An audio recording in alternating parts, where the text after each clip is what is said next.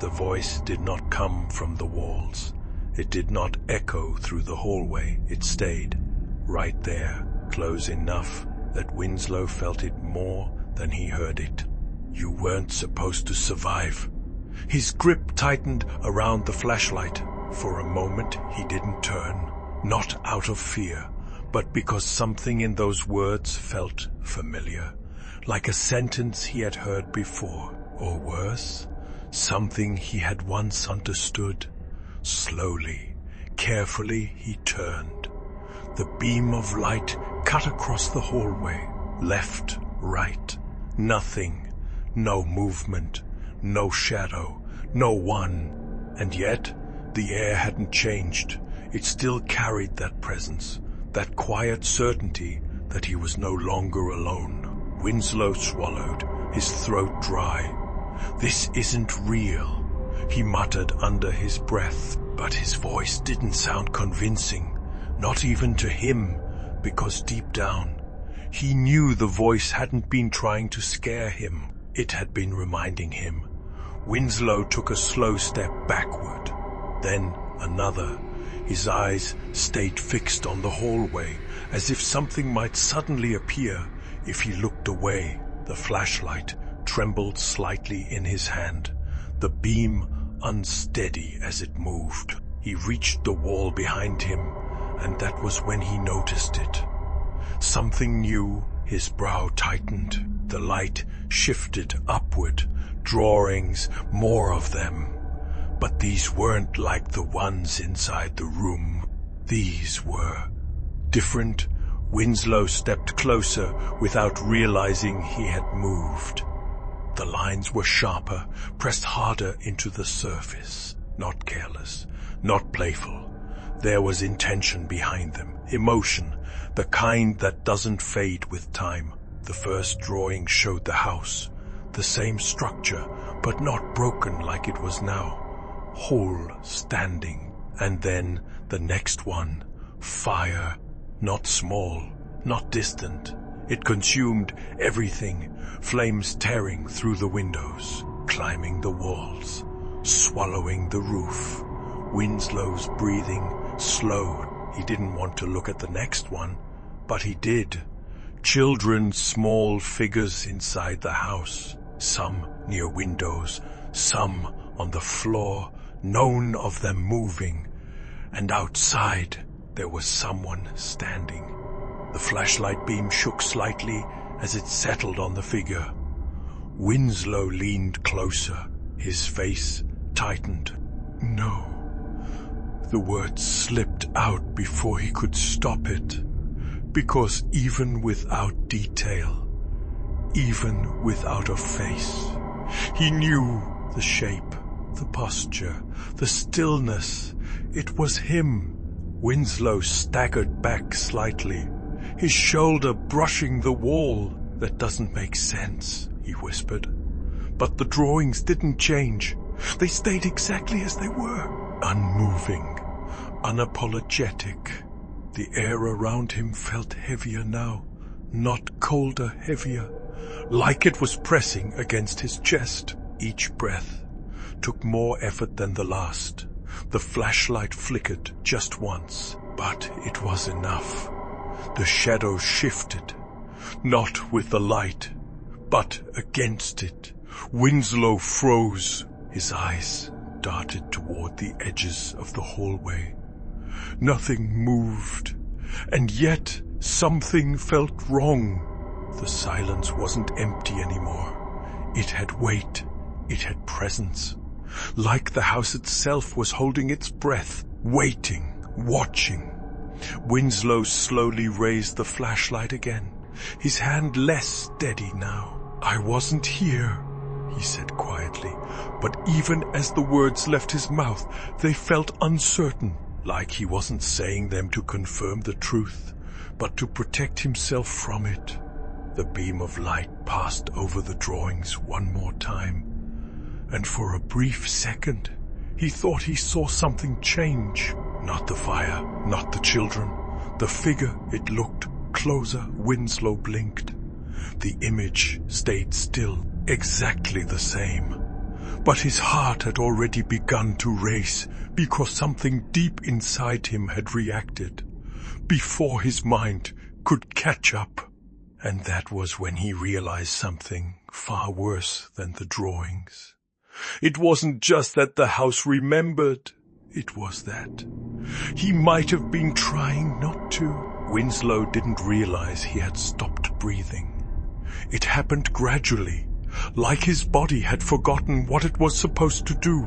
The drawings stayed in front of him, but something else began to press in, not from the walls, from inside his head. At first, it was nothing more than a flicker, a brief passing image, easy to ignore.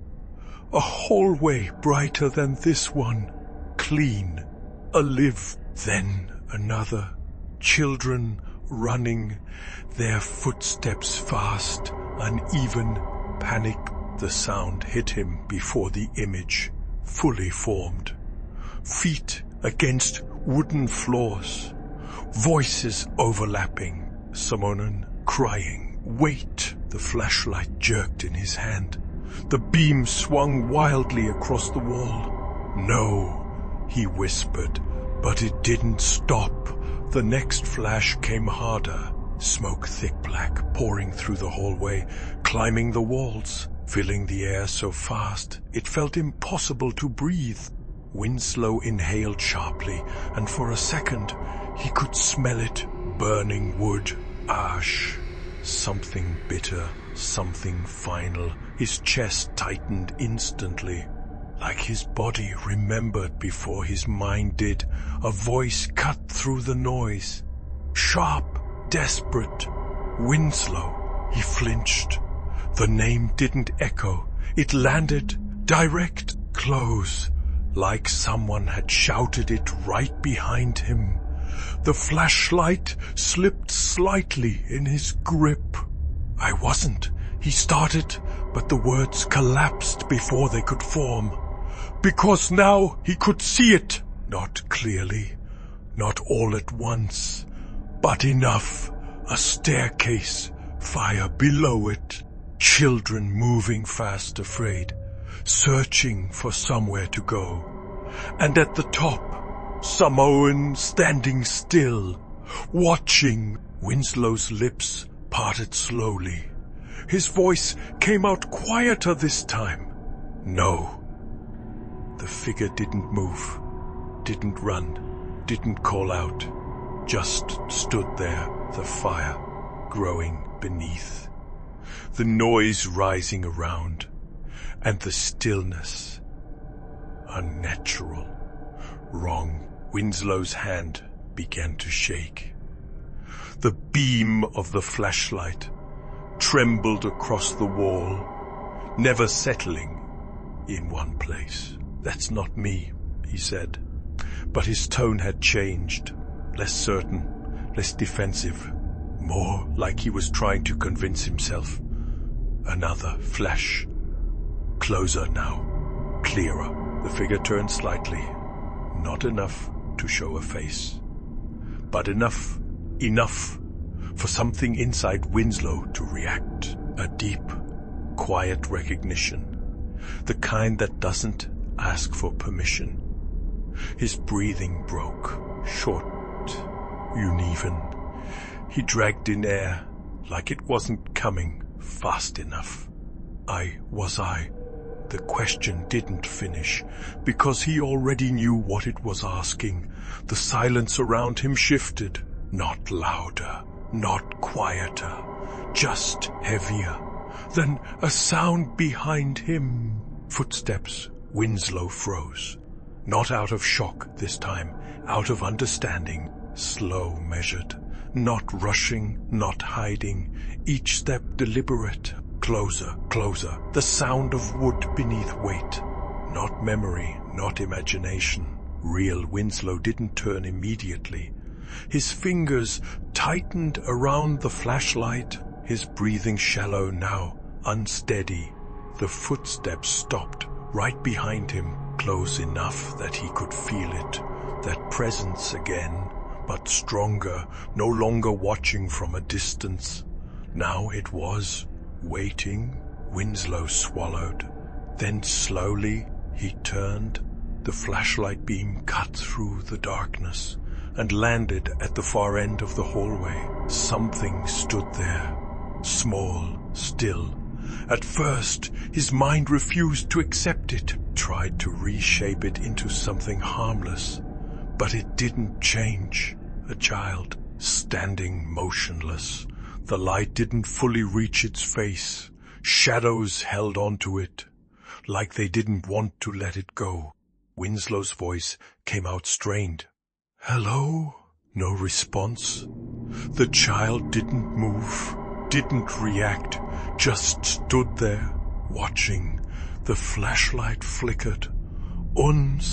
The hallway dipped into partial darkness, and when the light steadied again, the child was closer. Winslow's breath caught. His grip tightened. "How did you?" The words died instantly, because deep down he already understood. This wasn't something that followed rules. The child tilted its head slightly. A small movement, almost curious. Then it spoke. Soft, calm, too calm. "You don't remember?" The question didn't sound accusing. It sounded disappointed. Winslow's mouth opened, but nothing came out, because every part of him was trying to hold something back. Something rising too quickly, too forcefully. I don't know you," he managed. But even as he said it, it felt wrong. The child took a slow step forward.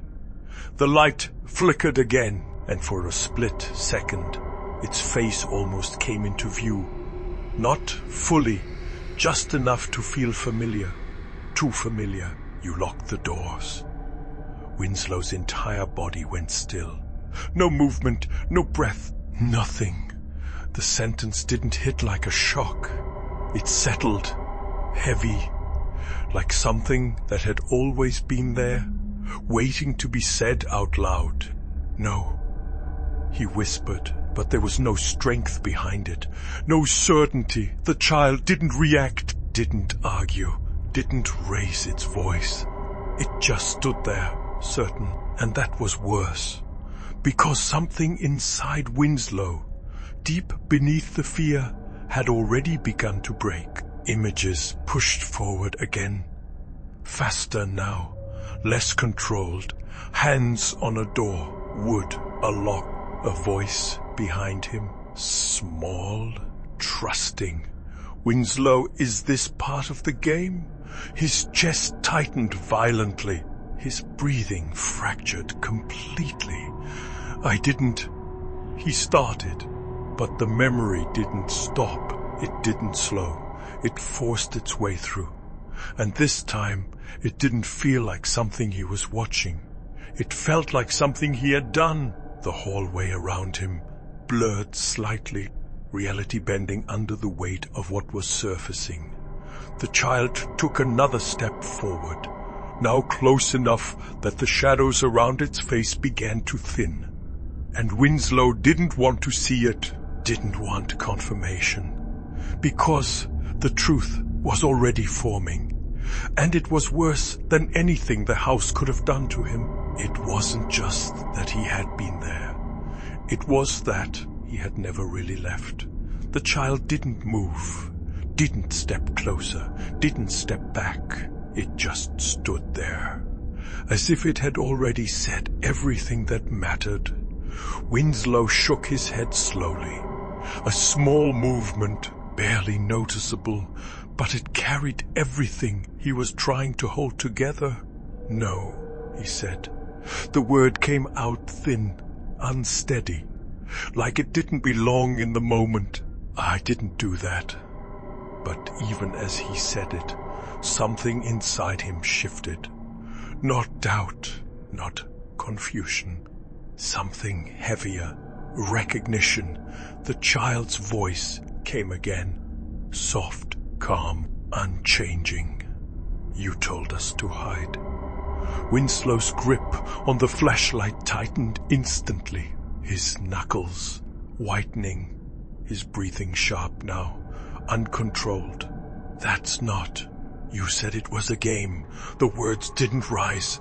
They didn't accuse. They settled, slowly, like something being placed exactly where it had always belonged. Winslow's chest tightened painfully. A memory tried to surface, clearer this time, stronger. A door, small hands pushing against it from the other side. Laughter at first, confusion after, then fear.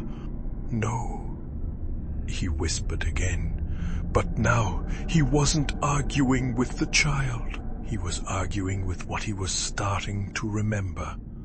The flashlight flickered twice, then violently.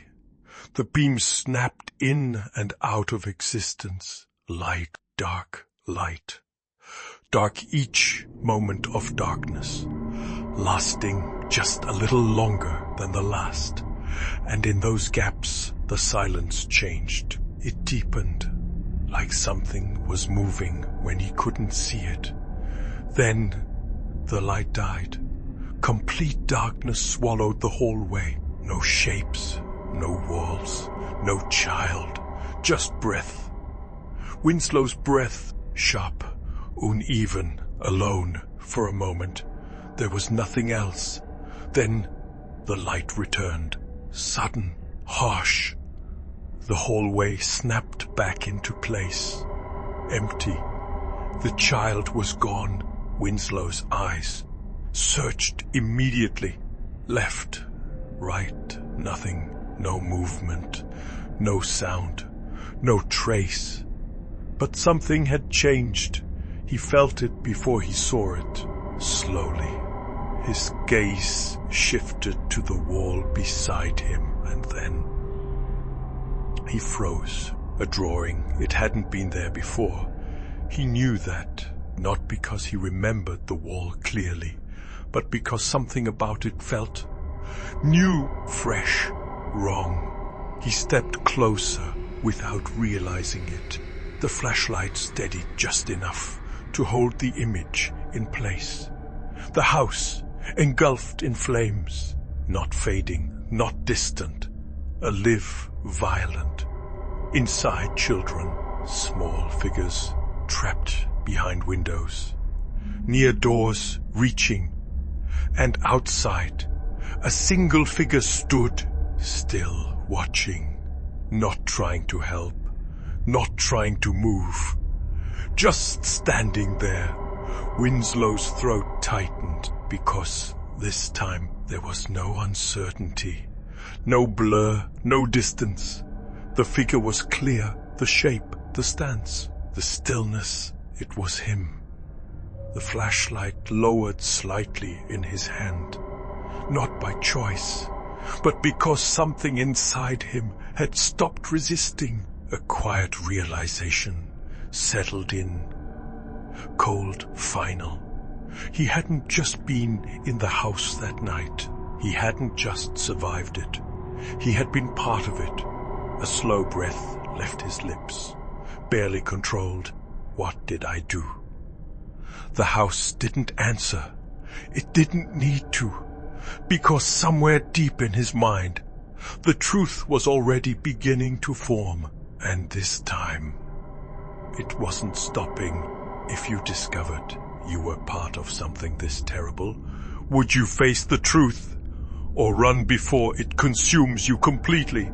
And if you want to uncover what really happened inside the Turner estate, make sure you subscribe to Voices After Dark. Because the next chapter doesn't just reveal the truth, it changes everything.